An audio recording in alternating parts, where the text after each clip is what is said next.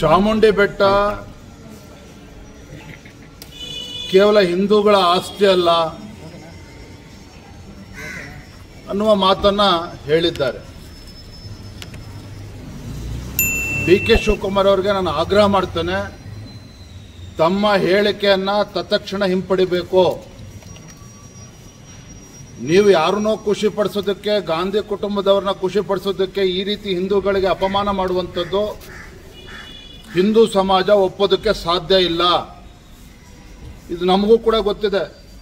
ದಸರಾ ಉತ್ಸವ ಇರ್ಬೋದು, ಚಾಮುಂಡಿ ಬೆಟ್ಟ ಇರ್ಬೋದು, ಎಲ್ಲ ಧರ್ಮೀಯರು ಕೂಡ ಭೇಟಿಯನ್ನು ಕೊಡ್ತಾರೆ. ಆದರೆ ಇದು ಹಿಂದೂಗಳಿಗೆ ಸಂಬಂಧಪಟ್ಟಿದ್ದಲ್ಲ ಅಂತ ಈ ರೀತಿ ಹೇಳಿಕೆಗಳು ಇವತ್ತು ಹಿಂದೂಗಳಿಗೆ ಅಪಮಾನ ಮಾಡ್ತಕ್ಕಂಥ ನಿಟ್ಟಲ್ಲಿ ಹೇಳಿಕೆಯನ್ನು ಕೊಟ್ಟಿದ್ದಾರೆ. ಅದು ಅಕ್ಷಮ್ಯ ಅಪರಾಧ. ಬಹುಶಃ ನನಗನ್ನಿಸ್ತದೆ ಡಿ.ಕೆ. ಶಿವಕುಮಾರ್ ಅವರು ಇನ್ನು ಮುಖ್ಯಮಂತ್ರಿ ಆಗಬೇಕು ಅನ್ನುವ ಕನಸನ್ನ ಕಾಣ್ತಾ ಇದ್ದಾರೆ. ಆ ಕನಸು ನನಸಾಗಬೇಕು ಅಂತೇಳಿ ಇವತ್ತು ಗಾಂಧಿ ಕುಟುಂಬದವರಿಗೆ ಖುಷಿ ಪಡಿಸೋದಕ್ಕೆ ಈ ರೀತಿ ಹೇಳಿಕೆಗಳನ್ನು ನೀಡ್ತಾ ಇದ್ದಾರೆ. ಇದೇ ಡಿ.ಕೆ. ಶಿವಕುಮಾರ್ ಅವರು ರಾಮನಗರದಲ್ಲಿ ಯೇಸು ಕ್ರಿಸ್ತನ 115 ಅಡಿ ಅಲ್ಲಿ ಯೇಸು ಕ್ರಿಸ್ತನ ಒಂದು ಪ್ರತಿಮೆಯನ್ನು ಕೂಡ ಸ್ಥಾಪನೆ ಮಾಡೋದಕ್ಕೆ ಮುಂದಾದ್ರು. ಯಾಕೆ? ಗಾಂಧಿ ಕುಟುಂಬ ಖುಷಿ ಪಡಿಸಬೇಕು ಅಂದ್ರೆ ಹೇಗಾದ್ರೂ ಮಾಡಿ ಅವರನ್ನು ಖುಷಿ ಪಡಿಸಿದ್ರು ಮುಖ್ಯಮಂತ್ರಿ ಗದ್ದಿಗೆಯನ್ನ ಏರ್ ಕುತ್ಕೋಬೇಕು. ಯಾವ ರಾಮನಗರ ಹಿಂದೂಗಳಲ್ಲಿ ಒಂದು ಬಲವಾದಂತ ನಂಬಿಕೆ ಇದೆ. ವನವಾಸದ ಸಂದರ್ಭದಲ್ಲಿ ಶ್ರೀರಾಮ ಅಲ್ಲಿ ಬಂದು ಹೋಗಿದ್ದ, ನೆಲೆಸಿದ್ದ ಅನ್ನುವ ಮಾತು ಯಾಕೆ ಇವತ್ತಿಲ್ಲಿ ಉಲ್ಲೇಖ ಮಾಡ್ತಾ ಇದ್ದೇನೆ ಅಂತ ಹೇಳಿದ್ರೆ, ಅಂದ್ರೆ ತಮ್ಮ ರಾಜಕೀಯ ಬೇಳೆಯನ್ನ ಬೇಯಿಸ್ಕೊಳ್ಳೋದಕ್ಕೆ ಏನ್ ಬೇಕಾದ್ರೂ ಹೇಳ್ತೇವೆ, ಏನ್ ಬೇಕಾದ್ರೂ ಮಾತನಾಡ್ತಾರೆ, ಹಿಂದೂಗಳಿಗೆ ಅಪಮಾನ ಮಾಡ್ತಾರೆ ಅಂತ ಹೇಳಿದ್ರೆ ಖಂಡಿತ ಭಗವಂತನು ಕೂಡ ನಿಮಗೆ ಕ್ಷಮಿಸೋದಕ್ಕೆ ಸಾಧ್ಯ ಇಲ್ಲ.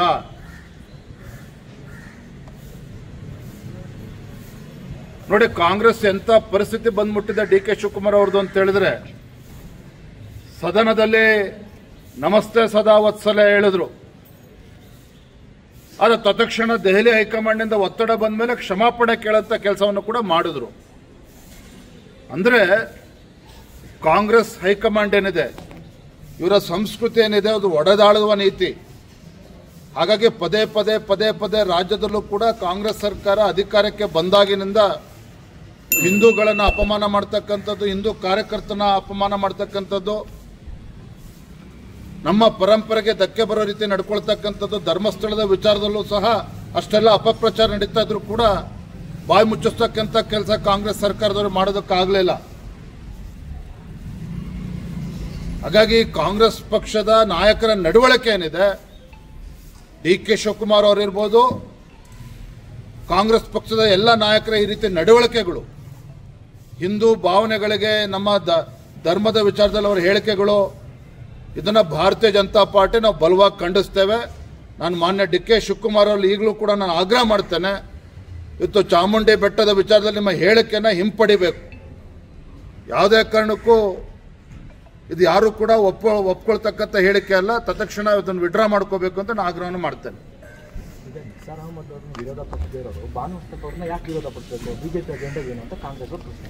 ಬಿಜೆಪಿ ಅಜೆಂಡಾ ನಮ್ದು ಸ್ಪಷ್ಟವಾಗಿದೆ.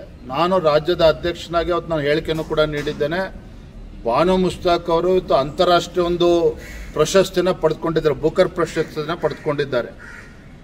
ಅದು ಇಲ್ಲಿ ನನ್ನ ಪ್ರಶ್ನೆ, ರಾಜ್ಯದ ಮುಖ್ಯಮಂತ್ರಿಗಳಿಗೆ ಅಥವಾ ಕಾಂಗ್ರೆಸ್ ಸರ್ಕಾರಕ್ಕೆ ಬಾನು ಮುಸ್ತಾಕ್ ಅವ್ರನ್ನ ದಸರಾ ಉದ್ಘಾಟನೆ ಕರಿಬೇಕು ಅಂತ ಅನ್ನಿಸ್ತದೆ.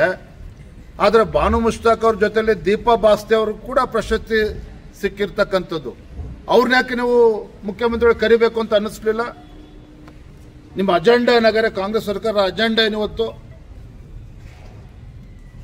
ಹಾಗಾಗಿ ಇವತ್ತು ನಿಸಾರ್ ಅಹಮದ್ ಅವರು ಕೂಡ ಅದನ್ನ ದಸರಾನ ಉದ್ಘಾಟನೆ ಮಾಡಿದ್ರು, ಅದು ಬೇರೆ ಪ್ರಶ್ನೆ. ಇವತ್ತು ಬಾನು ಮುಸ್ತಾಕ್ ಅವರು ನಮ್ಮ ಸಂಸ್ಕೃತಿ, ನಮ್ಮ ಪರಂಪರೆ, ಎಲ್ಲ ಆಚಾರ ವಿಚಾರಗಳನ್ನು ಒಪ್ಕೊಂಡು ಮುಂದೆ ಬರ್ತಾ ಇದ್ದಾರೆ ಅಂದ್ರೆ ಅದನ್ನು ನಾವು ಒಪ್ಕೊಳ್ತೇವೆ ಅನ್ನೋ ಮಾತನ್ನು ಕೂಡ ನಾನು ಹೇಳಿದ್ದೇನೆ. ಇವತ್ತು ಕೂಡ even today I stand by my statement. ಆದರೆ ಇವತ್ತು ದಸರಾ ಅಂತಕ್ಕಂಥದ್ದು ಕೇವಲ ಒಂದು ಯಾವುದೋ ಒಂದು ಸಾಂಸ್ಕೃತಿಕ ಕಾರ್ಯಕ್ರಮ ಅಲ್ಲ.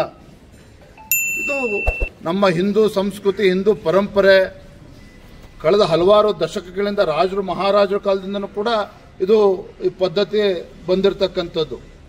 ಹಾಗಾಗಿ ಯಾರೇ ಉದ್ಘಾಟನೆ ಮಾಡಿದ್ರು ಸಹ ನಮ್ಮ ಭಾವನೆಗಳಿಗೆ, ಹಿಂದೂಗಳ ಭಾವನೆಗೆ ಧಕ್ಕೆ ಬರಬಾರ್ದು. ಇದು ನಮ್ಮೆಲ್ಲರ ಉದ್ದೇಶ.